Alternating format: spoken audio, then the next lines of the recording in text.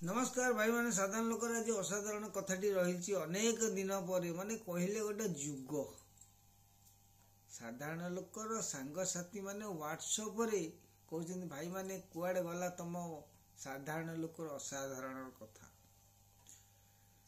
मु कहली भाई कर्म बहुल भितर मु आज सेटा को पछकु रखी देछि कारण अबिका सोशल मीडिया आपण खेलौ खेलौ खेलौ खेलौ देखिबा को पाइबे सब अहंभाव गर्व धन गर्व मद गर्व ज्ञान गर्व तेणु समस्ते यही गाड़ी मारे चली सबु माया मोहरे पड़ी बड़ माया भी जीव नुहे कारी निने न भजु राम कृष्ण श्री हरि बड़ मायावी जीव नुहे काहारी एमितिया जीव ये एते माया रचना करिछि से काहार किंतु ही पारुनी ला जेते बेले माता गर्भे हेलु संचार अनाक्षर भूमि से जे नाही आकार माने माता गर्भरु जेते संचार हेलो अनाक्षर भूमि से जे नाही आकार अनाक्षर कोन अबिका मालिका मालिका मालिका मालिका को यही माया भी जीव समस्ते पूरा गर्व कर चलती मु बड़ तांबेड़ा तांबेड़ा तांबेड़ा शिवंग डंबुरु भली साधारण लोक सबू देखुची सबू जानुची सब श्रुति ज्ञान स्मृति ज्ञान श्रुति स्मृति सबू देखुची आउ निजर कथाटी रखुची अबिका सोशल मीडिया देखिए सी कहते मु हूँ अमक सी हूँ समक क्या ना कह किंतु साधारण लोक सदा बेले असाधारण कथा कहे एते मोह माया रे समस्ते रहिले किए धन रूपे रे माया किए निज गरिमार माया किए गुरुपद रे माया किंतु भारत जम्बूद्वीप आज श्रेष्ठ हेब पृथ्वी पृष्ठ अच्युतानंद पंचसखा माने समस्ते लिखिଛନ୍ତି विश्व गुरुर देश हम वर्तमान सारा विश्व को देखिए जेतिक शिक्षित शिक्षित शिक्षित अच्छा सब श्रेष्ठ शिक्षित अच्छा गुरु रूपे अच्छा विश्वर भारत वर्ष किंतु गुरु को गारिमा करदेले गुरु को हीन मणिले सेथिपाई आज जो मालिका वेद शास्त्र समस्ते पढ़िकी ज्ञानवान होउछंती केते हबो तमे रावण थिला ज्ञानी केते कय हबो थिलो इंद्रजित थिला ज्ञानी सी भी नाश हो गले काई कि भाई माने ए कथा को नै कि युक्ति तर्क चली बड़ीमापण देखौछंती समस्ते किंतु मालिका एबे ओलटी गला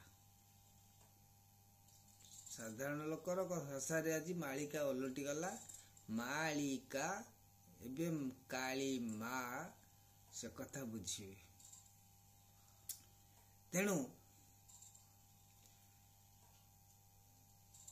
मातृ गर्भ कथा गुप्त भेद कथा कहला हर गुण फेड़े मिशा आउ सबु पाठ फसर फसा कौन हर गुण फेड़े मिशा कहले ठ ठ करी तिनी ठ हेले ब्रह्मा विष्णु महेश्वर एई तिनी ठ पाठ पढ़ाइले गुरु पढ़िबु रे बाप तू आद्य अक्षर को अक्षर पढ़िबो कहला ओ आ हसेई बाबू आकु जे पारिब मिसेई यही कथा सबु पंचसखा माने भणिता करिछंती कसेई कसी कसी कसी कसी अंकेरे कहले ओ आ हसेई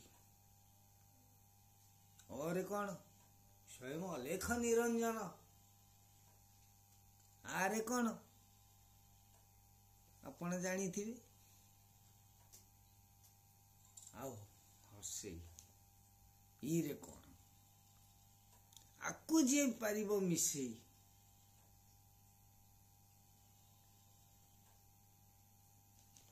ताले ସେଥିପାଇଁ ସାଧାରଣ ଲୋକ ଅନେକ ନିଜର ନିଜସ୍ୱ ମତ ରଖିଛି। ତେଣୁ ଆଜିକାର ଯୋଉ କଥା କହିବାକୁ ଚାହୁଁଛି, ସୋସିଆଲ ମିଡ଼ିଆ ଦେଖିକି ଏରା ସବୁ ଅତି ବିରକ୍ତ ଲାଗିଲାଣି। ଆମେ ଯେହେତୁ ଆମେ ଗୋଟେ ମୋବାଇଲ ଧରିଛେ, ସମସ୍ତେ କିଏ କ'ଣ ମତ ରଖୁଛି ତାକୁ ଦେଖୁଛେ। କିନ୍ତୁ ସନ୍ଥ କବି ଭୀମ ଭୋଇ ଗୋଟେ କଥା କହିଲେ, ସବୁ ଧର୍ମ ହେବ ଚୂର୍ଣ୍ଣ, କହିଲେ ସର୍ବଧର୍ମ ହେବ ଚୂର୍ଣ୍ଣ, ଶେଷରେ ହୋଇବ ଏ ସନାତନ। ସବୁ ଧର୍ମ ସବୁ ଚୂର୍ଣ୍ଣ ହେଇଯିବ। ଅଚ୍ୟୁତାନନ୍ଦ ବି ଲେଖିଛନ୍ତି ଏ କଥା ବି ସିଏ ବି ଲେଖିଛନ୍ତି। ପଞ୍ଚସଖା ମାନେ ସମସ୍ତେ ଯଶୋବନ୍ତ, ଅନନ୍ତ, ଜଗନ୍ନାଥ ଦାସ, ବଳରାମ ଦାସ ସିଏ ବି ଲେଖିଛନ୍ତି। କିନ୍ତୁ ସନ୍ଥ କବି ଭୀମ ଭୋଇ ବି ଲେଖିଛନ୍ତି। ତେଣୁ ସବୁ ଧର୍ମ ହେବ ଚୂର୍ଣ୍ଣ, ଶେଷରେ ହୋଇବ ଏ ସନାତନ। ଧର୍ମ ସ୍ଥାପିବେ କିଏ?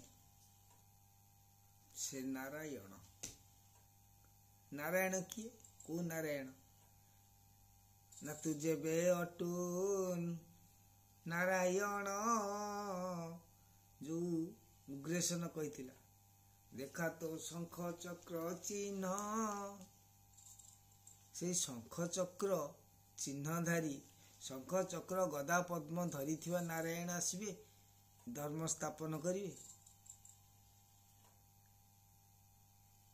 ତେଣୁ କାହା ପାଇଁ ସ୍ଥାପନ ହବ? ନାଇଁ, ନର ମାନଙ୍କ ପାଇଁ। ନର ଦେହରେ ଅଛନ୍ତି ନାରାୟଣ। କହିଲେ ପିଣ୍ଡ ବ୍ରହ୍ମାଣ୍ଡ ଏକମତ ଜାଣନ୍ତି ସୁଜ୍ଞାନୀ ପଣ୍ଡିତ। ତେଣୁ ଯଦି ଏ ବ୍ରହ୍ମାଣ୍ଡକୁ ଆସିଛନ୍ତି ଶଙ୍ଖ ଚକ୍ର ଗଦା ପଦ୍ମ ନାରାୟଣ ପ୍ରଭୁ, ତାହେଲେ ଏଇ ପିଣ୍ଡ ଭିତରେ ବି ସେ ପ୍ରଭୁ ଅଛନ୍ତି। ତେଣୁ ଏଇ ପିଣ୍ଡ ଯେତେବେଳେ ଏ ବ୍ରହ୍ମାଣ୍ଡରେ ସତ୍ୟ ପ୍ରକାଶ କରିବ, ଧର୍ମ ସ୍ଥାପନ କରିବ, ଦୟା ସେବା ମନୋବୃତ୍ତି ଆଣିବ, ତାହେଲେ ଧର୍ମ ସ୍ଥାପନ ହେବ। ନହେଲେ ଏଇ ମାଳିକା, ପୋଥି, ପୁରାଣ, ଭାଗବତ ଏରା ପଢିକି ଗାରିମା ବୋଲେଇଲେ କିଛି ଏ ସଂସାରର ପରିବର୍ତ୍ତନ ଆସିବ ନାହିଁ। କାହିଁକି ନା ସିଏ କହୁଛନ୍ତି ମୁଁ ବଡ଼, ସିଏ କହୁଛି ମୁଁ ବଡ଼, ସିଏ କହୁଛି ଆମ ଠାକୁର ବଡ଼, ସିଏ କହୁଛି ତାଙ୍କ ଠାକୁର ବଡ଼, ଏମିତି। ସେଥିପାଇଁ ଅଚ୍ୟୁତାନନ୍ଦ ଲେଖିଲେ, କହିଲେ ସର୍ବୁ ଧର୍ମ ହେବ ଚୂର୍ଣ୍ଣ, ଶେଷରେ ହୋଇବ ଏ ସନାତନ। ଧର୍ମ ସ୍ଥାପିବେ ସେ ନାରାୟଣ। ତେଣୁ ନର ରୂପରେ ରହିଲେ ଯୋଉ ନାରାୟଣ, ବା ନିଜେ ମାନେ ଯେତେବେଳେ ନାରାୟଣ ସ୍ୱଭାବ ନେଇ ପ୍ରଭୁଙ୍କର ଯୋଉ ଆମ ହୃଦୟ ରାମ କୁ ଚିହ୍ନିବା, ସେଇଦିନ ଧର୍ମ ସ୍ଥାପନ ହେବ, ସତ୍ୟ ପ୍ରକାଶ ପାଇବ। ନହେଲେ ଏଇ ପୋଥି ପୁରାଣ ଭାଗବତ, କହିଲେ ପୋଥି ପୁରାଣ ଭାଗବତ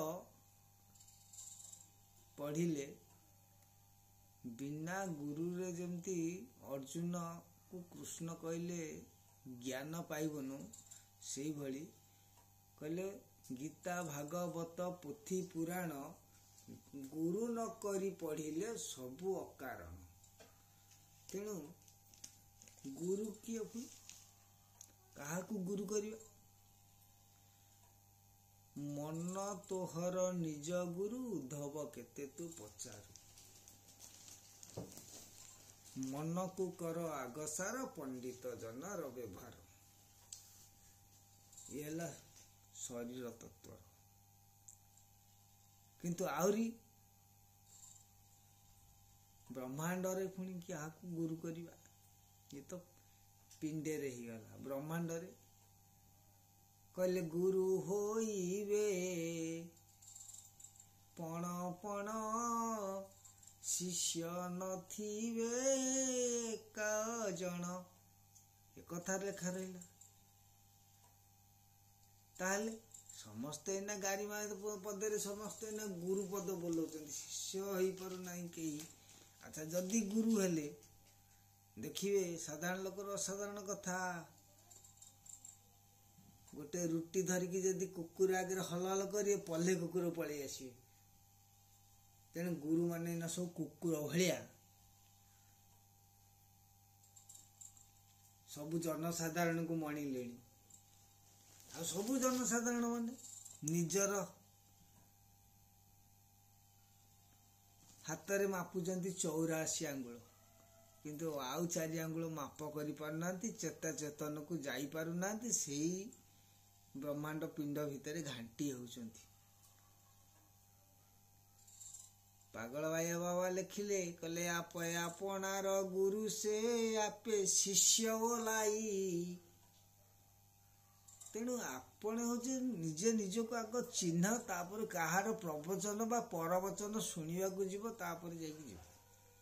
ନହେଲେ ଏକରେ ପଶିବ ସେକରେ ବାହାରିଯିବ, କିଛି ଫାଇଦା ହେବନି। ସେଥିପାଇଁ ବର୍ତ୍ତମାନେ ଗୁରୁ, ବ୍ରହ୍ମାଣ୍ଡ ଭିତରେ ଗୁରୁ କୃଷ୍ଣ, ବଳରାମ, ରାମ, ଲକ୍ଷ୍ମଣ, ଭରତ, ଶତ୍ରୁଘ୍ନ ସମସ୍ତେ ଭଗବାନ ହେଇକି ଆସିଥିଲେ, ତାଙ୍କର ବି ଗୁରୁ ଥିଲେ।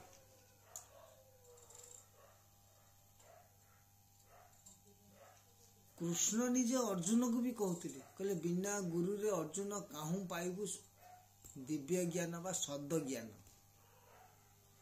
ଦିବ୍ୟ ଜ୍ଞାନଟା ହଉଛି ସଦ ଜ୍ଞାନ।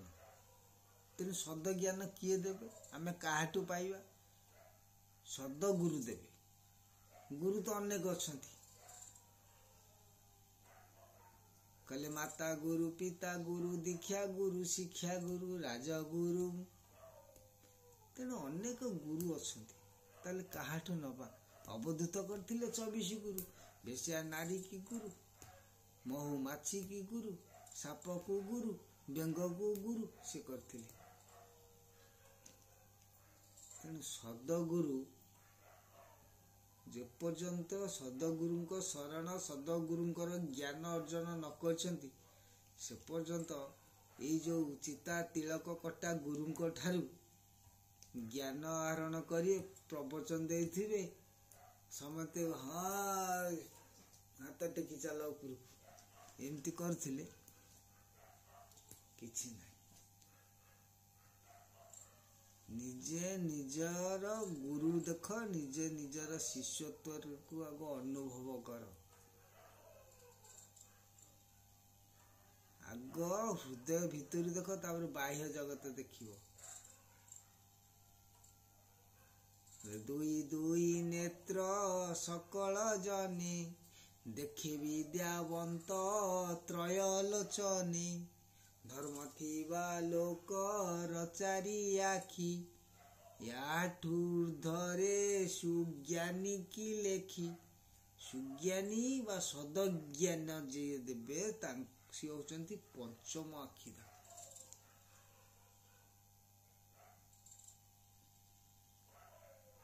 ସେଥିପାଇଁ ଗୋଟେ ଭଜନ ଆପଣ ମାନେ ଶୁଣିଥିବେ, ପଞ୍ଚମ ଦୁଆର ଖୋଲି ଦେ କାଳିଆ, ବଡ଼ ଦେଉଳକୁ ତୋର। କାହିଁକି ନା ଏଇ 4 ଦୁଆରକୁ ନେଇକି ବହୁତ ଘାଟ କୁଟ ନୀତି ଅନୀତି ସବୁ ଇଏ ହେଇଛି ନା। ଭକ୍ତଟିଏ ସେ କହିଛି, କହିଲା ପ୍ରଭୁ ଏ ବାଘ ସିଂହ ଦ୍ୱାର, ବାଘ ଦ୍ୱାର, ହସ୍ତି ଦ୍ୱାର, ଔଷଧ ଦ୍ୱାର ସବୁ ଯାକ ମାନେ ଏମିତି ହେଉଛି, ମୁଁ ତମ ଦର୍ଶନ କରିପାରୁନି। ତେଣୁ ଏଇ 4 ଦ୍ୱାରକୁ ନଭେଦ କରିକି ବା ଏପଟେ ନ ଯାଇ ଯଦି ପଞ୍ଚମ ଦ୍ୱାର ବାଟେ ଯିବ, ସବୁ ଜାଣିପାରିବ।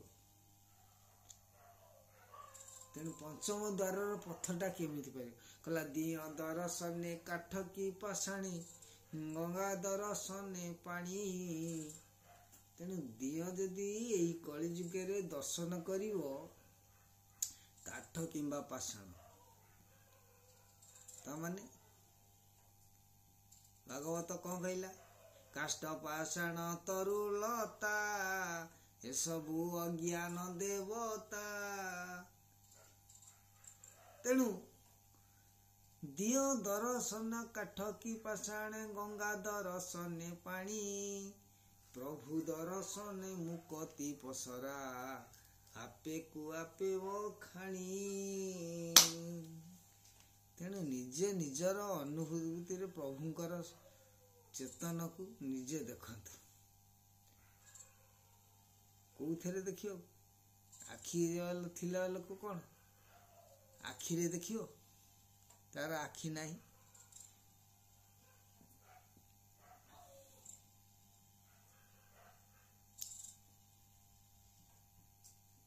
ତେଣୁ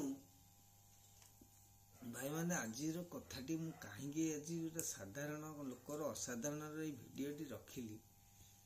ଏଇଟା ପାଲା ଦାସକାଠିଆ ଯେକୌଣସି ଜିନିଷ ଦେଖିବ ସବୁ ଗୋଟିଏ ହିଁ ବାଟ।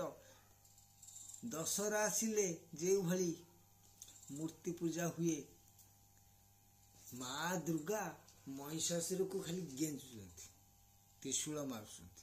ସିଂହ କଣ କରୁଛନ୍ତି? ହାତକୁ କାମୁଡ଼ିକି ଧରୁଛି। ଗୁରୁବାର ଆସିଲେ ମାଣବସା ବସିବ, ସଦାବେଳେ ଝେଟି ପଡୁଛି। ସୋମବାର ହେଲେ ସମସ୍ତେ ଚାଲିବା ଶିବ ମନ୍ଦିର। ନୂଆ ବର୍ଷ କି ଭଲ ମନ୍ଦ ଦିନ ଆସିଲେ ଚାଲ ଯିବା ପୁରୀ ଧାମ।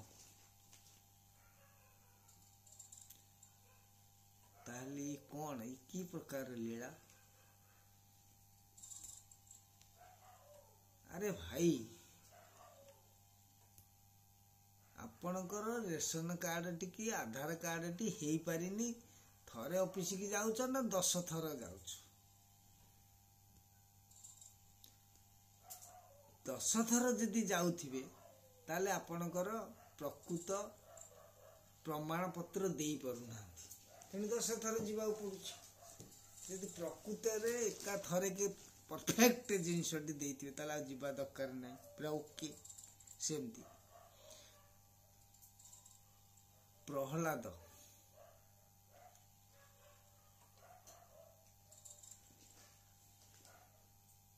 ଶାଲବେଗ ଦ୍ରୌପଦୀ ମୃଗୁଣୀ ଗଜ କାହାକୁ ଡାକିଥିଲେ? କିଏ ତାଙ୍କୁ ସାହାଯ୍ୟ କରିଥିଲେ? ତାଙ୍କ ପାଖରେ କିଏ ଥିଲେ? ଦ୍ରୌପଦୀଙ୍କର 5ଟା ସ୍ୱାମୀ ଥାଇ ସାହାଯ୍ୟ ପରିବର୍ତ୍ତେ ଅସହାୟ ହୋଇଗଲେ।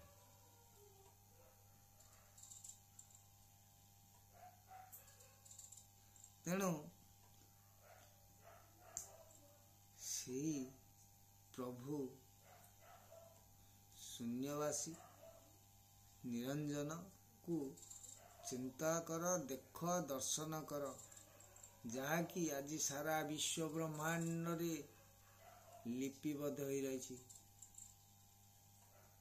ପ୍ରାଣିକ ଆରତ ଦୁଃଖ ପ୍ରମିତ ଦେଖୁ ଦେଖୁ କେବା ସହୁ ମୋ ଜୀବନ ପଛେ ନର୍କେ ପଡ଼ିଥାଉ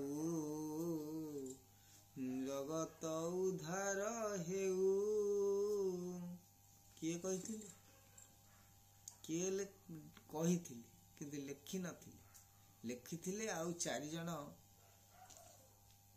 ତାଙ୍କର ଭକ୍ତ, ସେଇ ସନ୍ଥ କବି ଭୀମ ଭୋଇ। ଜାତିରେ କନ୍ଧ, ଜନ୍ମରୁ ତାଙ୍କର ନେତ୍ର ଅନ୍ଧ। କଣ କହିଲେ? ସେ କିଏ ଥିଲେ? ସେ ନିଜେ କହିଛନ୍ତି, ମୁଁ ପ୍ରଭୁଙ୍କ ଆଜ୍ଞାରେ ସିଏ ଆସିଛନ୍ତି। ଅନାଦି ଠାକୁରଙ୍କ ଆଜ୍ଞାରେ ଆସିଛନ୍ତି। ଯିଏ ଥିଲେ ଦ୍ୱାପରର ରାଧାରାଣୀ, କଳିରେ ହୋଇଲେ ସେ ପୁରୁଷ ଅଙ୍ଗରେ ସନ୍ଥ କବି ଭୀମ ଭୋଇ। ତେଣୁ ତାଙ୍କ କଥା ବି ଅଚ୍ୟୁତାନନ୍ଦ ଲେଖିଛନ୍ତି ମାଳିକାରେ। 1800 ମସିହାରେ ଆସିଲେ ସନ୍ଥ କବି ଭୀମ ଭୋଇ। ତେଣୁ ବର୍ତ୍ତମାନେ ଲୋକମାନଙ୍କୁ ଯେତେ ଯେତେ ପ୍ରକାର ଚେତା ଚେତନ ଭଲ ମନ୍ଦ କଥା କହିଲେ ମଧ୍ୟ କେହି ବୁଝିବେନି। ସମସ୍ତେ ମୋହ ମାୟାରେ ପଡ଼ିଛନ୍ତି। କାରଣ ଏ ଜୀବଟି ହେଉଛି ମାୟାବୀ, କାହାର ନୁହେଁ। ନା ନିଜ ପିତାର, ନା ମାତାର, ନା ପୁତ୍ରର, ନା ପୁତ୍ରୀର, ନା ସ୍ତ୍ରୀର, ନା ବନ୍ଧୁ ବର୍ଗର, କାହାରି ନୁହନ୍ତି। ସେଥିପାଇଁ ଏ ମାୟାବୀ ଜୀବ ଆଜି ଭ୍ରମରେ ପଡ଼ିଛି। ଆଜି ମୁଁ ଯଦି ସୋମବାରେ ମନ୍ଦିରକୁ ନ ଯିବି ମୋର କାଳେ କ'ଣ ହବ, କାଲି ମଙ୍ଗଳବାରେ ମନ୍ଦିରକୁ ନ ଗଲେ କାଳେ କ'ଣ ହବ। ଆଜି ଆମ ଗୁରୁ ପ୍ରବଚନ ଦେବେ ମଠରେ, ମୁଁ ଯଦି ନ ଯିବି ନ ଶୁଣିବି ମୋ କାନଟା କାଳେ ଖରାପ ହେଇଯିବ, ମୋ ଆତ୍ମା ଆଉ ସଦ୍ଗତି ଲାଭ କରିପାରିବନି। ସବୁ ପଡ଼ିଛି ମୋହ ଆଉ ମାୟାରେ। ତେଣୁ ଏଇ ମୋହ ମାୟା କେତେ ଦିନ ଆଉ ଯିବ, କେତେ ଦିନ? କହିଲେ ଜଗତ ମିଥ୍ୟା ବ୍ରହ୍ମ ସତ୍ୟ। ଏ ଜଗତରେ ତୁମେ ଯାହା ଦେଖୁଛ ସବୁ ମିଥ୍ୟା। ଶାସ୍ତ୍ର କହିଛି ଯଦି ଜଗତଟା ମିଥ୍ୟା, ଜଗତରେ ଯାହା ଅଛି ସୃଷ୍ଟି ସେଟା ନିଶ୍ଚୟ ମିଥ୍ୟା ହେଇଥିବ।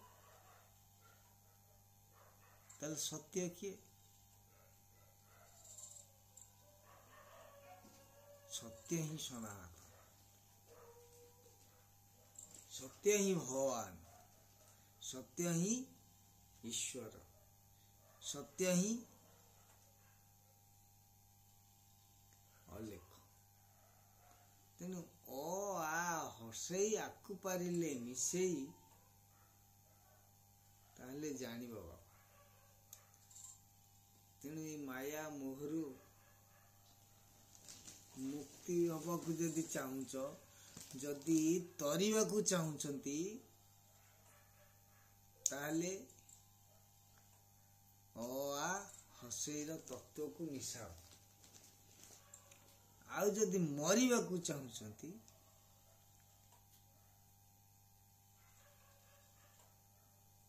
ତାହେଲେ ଯାହା ପରବଚନ ଶୁଣୁଛ ଶୁଣ। ପଛପଟେ ଯୋଉ ଚକ୍ରଟା ଦେଖୁଛନ୍ତି, ସେଇଭଳି ଗୋଟେ ସମସ୍ତଙ୍କର ଚକ୍ର ଥାଏ, ପରିବର୍ତ୍ତନର ଚକ୍ର। କୁକୁରଟି ଘରେ ପଶିଛି, ଆସିଲା ଆଜି ଖାଇଦେଇ ପଳେଇଲା। କାଲି ସିଏ ଦେଖିଲା ମୁଁ କେହି ନଥିବା ଅବସ୍ଥାରେ ପୁଣି ଆସିକି ପହଞ୍ଚିଲା। ଯେତେବେଳେ କୁକୁରଟି ପାହାରେ ମାଡ଼ ଖାଇଯିବ, ତା ପରଦିନ କବାଟ ମେଲା କରିକି ରଖ, ସିଏ ଆଉ ଆସିବନି। ସିଏ ଆଗ ଆସିବା ପୂର୍ବରୁ, ଖାଇବା ପୂର୍ବରୁ ତା ପିଠିରେ ଯୋଉ ମାଡ଼ କଥା ଆଗ ଭାବିବ। ସେଇଭଳି ମଣିଷ এইଭଳି ଜୀବନ ଚକ୍ର। କାରଣ ପଞ୍ଚଭୂତ ସମସ୍ତେ ପ୍ରକୃତିରେ ପଡ଼ିଛନ୍ତି, ସବୁ ଦେବତା ମାନେ ବି ପ୍ରକୃତିରେ ପଡ଼ିଛନ୍ତି। ପ୍ରକୃତି କାହାକୁ ଛାଡ଼େନି। ଆଉ ମଣିଷ, ତୋର ପ୍ରକୃତି ହଉଛି 25 ପ୍ରକୃତିରେ ତୁ ଘାଣ୍ଟି ହେଇଛୁ, ତୁ କଣ ପରିବର୍ତ୍ତନ ହେଇପାରିବୁ? ମରିବୁ, ତରି ପାରିବୁନି। ତେଣୁ ସାଧାରଣ ଲୋକରେ ଅସାଧାରଣ କଥା, ସୋସିଆଲ ମିଡିଆରେ ଦେଖିବେ ସବୁ ଗର୍ବ ଗାରିମାରେ ସମସ୍ତେ ଚାଲିଛନ୍ତି। ପ୍ରକୃତ ରହସ୍ୟ କୋଉଠି ଆସିଗଲାଣି, କଣ ପରିବର୍ତ୍ତନ ହେଲାଣି, ଏପର୍ଯ୍ୟନ୍ତ କାହାର ଚିନ୍ତନ ନାହିଁ। ଇଏ କଣ କହୁଛନ୍ତି ଆମେ ଶୁଣିବାକୁ ଚାଲ ଯିବା, ଆଜି ଘଣ୍ଟ ବାଡେଇବା, ଘଣ୍ଟି ବାଡେଇବା, ସେଇଟା କରିବା।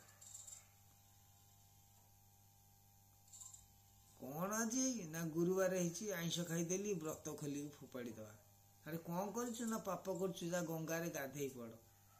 ନା କଣ କଲୁ ନା ପୁଣି ପାପ ହେଇଗଲା, ନା ଆଉ ଥରେ ଗାଧେଇ ପଡ। ଆରେ ଭାଇ ଗାଧେଇଲେ ସିନା, ଗାଧେଇଲେ ପୁରା ଦେହରୁ ମଳିଯିବ,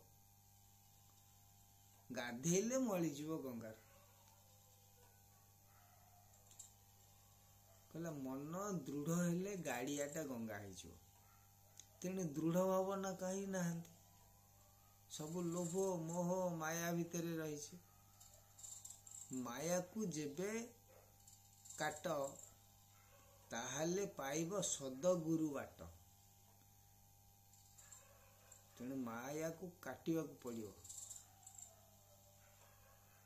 ତାହେଲେ ଗୁରୁ ତ ଅନେକ ଅଛି, ସଦଗୁରୁଙ୍କୁ ଦେଖ, ସଦଗୁରୁ ଶରଣ ନିଅ। ସଦଗୁରୁ କୋଉଠି ଅଛନ୍ତି ତାଙ୍କୁ ବି ନହେଲେ ଦର୍ଶନ କର, ଧ୍ୟାନ କର, ଜ୍ଞାନ ଆସିବ। ହଉ ଭାଇମାନେ, ସାଧାରଣ ଲୋକର ଆଜି ଅସାଧାରଣ ବାଣୀ କଥା କଣ କହିବି, ଆଲୋଚନା ରଖିଦବା ନା। ହଉ ଶୋଇବା ଗଲେ।